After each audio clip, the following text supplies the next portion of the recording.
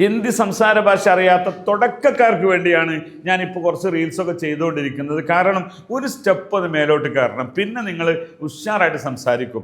അതിൽ ചോദ്യത്തിൽ നമ്മൾ പറയാറുണ്ടല്ലോ എവിടെയാണെന്ന്, 2 വേർഡ് ഉപയോഗിക്കാറുണ്ട്.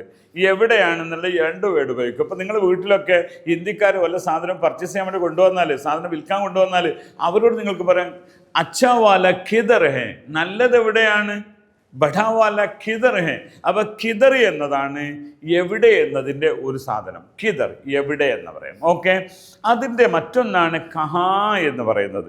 അവിടെ കഹാം എന്നൊക്കെ സംസാരത്തിൽ ചിലപ്പോൾ നമ്മൾ എഴുത്തിലൊക്കെ ഉണ്ടാകും കഹാം, എന്ന് പറയാൻ പാടില്ല, കഹാ എന്നാണ്. അത് മലയാളത്തിലെ ശൈലി അല്ലത്, ഒരല്പം തരിമൂക്കിലേക്ക് കയറ്റിയാൽ മതി. കഹാ, ആ ബൈസാബ്, ഓ ബൈ കഹാ, ബൈ കഹാ, പൈസ കഹാ, മൊബൈൽ കഹാ, ഇങ്ങനെ കഹാ എന്ന് ചോദിക്കാം. ഓക്കെ, അപ്പോൾ ഇവിടെ കഹാ നമ്മൾ പഠിച്ചു, കിദറും പഠിച്ചു.